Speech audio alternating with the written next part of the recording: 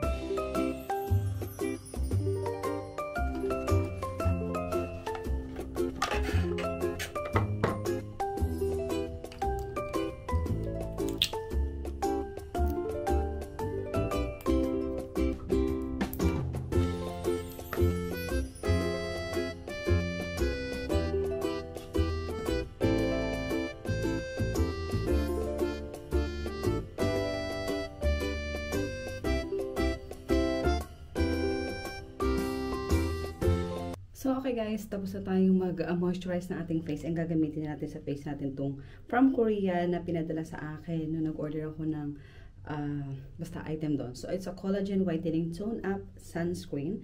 So, as you can see, white lang yung kanyang color and ang consistency niya is very thick. Ayan. So, ilagay lang natin siya sa face natin. Parang ang dilim ko dyan sa camera. Mabango siya guys. Alam mo yung amoy niya parang bago ka ligo, ganon. So, ilagay lang natin siya all over our face and we'll see. So, ayan. Ay! Oh my God. Wala akong salamin. Ito lang salamin ko. So, ayan. Bango. Parang kasing amoy siya nung, ito, Eucerin.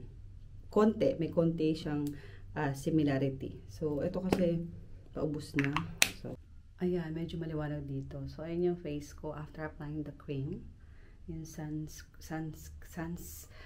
sunscreen. Oh my God. Bali yung feeling niya sa face, hindi siya thick sa pakiramdam sa face, pero very, parang malambot siya sa face. Parang may moisture kang mafe-feel. Ayun, ganun. So, dapat dito konting application na kasi medyo thick siya. Sa akin lang, pakiramdam ko medyo parang thick siya sa face. Ilagay, yun. Thick sa face. Ano yun? Kapalang face. So, ayan guys, madalian na. After nating mag-ayos ng ating face, naglagay na tayo ng mga kung ano-anong mascara or anything just sa ating face. Gagamit na tayo ng lipstick at gagamitin natin itong ating gift from Jewelers na Charlotte Tilbury na lipstick na in a shade of Mrs. Kisses. Ang ganda ng lipstick ko to guys. Very light lang siya sa lips and hindi siya natural look lang ang gusto ko kasi. So, ayan. Pasensya lang sa kalat sa likod. So, let's go to work na. It's 6:10 PM. Maaga pa pala. Kasi usually 6:30 PM ako maalis dito. Anyway, see ya! So, ayan guys. Since maaga pa, magpapakita ko sa inyo ng Taytay haul. Ayan. So, kasi yung parents ko, dumating na sila dito, yung mga kapatid ko. So, sabi ko sa kanila, baka naman, pwede na akong mabilhan ng mga co-ords sa Taytay. Kasi alam naman natin sa Taytay, napakamura ng mga items. Kasi dito sa Dubai, may nagbebenta ng mga items, Taytay items, pero napakamahal guys. As in, literal na, like isang pair is 100 dirhams. Tapos sa Taytay, nabibili lang pala nila ng 300, 420, something like that. So, without further ado, ayan, papakita ko sa inyo yung ating Taytay haul. Again, pasensya na kayo guys sa aking background kasi makalat pa, hindi pa nakakapag-dinis kasi may work pa ako, may duty pa ako. Anyway, ayan, as you can see, isang maleta lang naman talaga ng Taytay items sa damit ang dinala nila sa akin. Kasi sabi ko, kuha din nila ako ng ibang color ng mga items. So, ganon kalala. So, let's do this. So, first is itong mga pants na binili nila sa akin. Ang daming color nito, ayan. As you can see, ayan siya. Ayan. Alam mo yung pwede ka naka-crop top lang sa taas. Tapos, ang tawag ba sa pants na to? Nakalimutan ko na. Kasi pa nagmamadali ako na mawala memory din natin. Tapos, meron din tayo syempre color pink. Ayan. Pwede na magbenta. Baka naman, mag-mine na kayo dyan. Comment down below. O PM Insta please. So, ayan. Ang ating, parang slacks ang itsura nito. Iba yan, napaka 90s ko naman slacks. Basta may tawag dito. Basta ayun yung pants na yan. And sabi ko nga sa inyo guys, iba't ibang color yung binili na sa akin. So, mayroong black. Ayan, merong powder cream. And meron ding white. So, baka ito na yung mga pang-gift ko, o diba?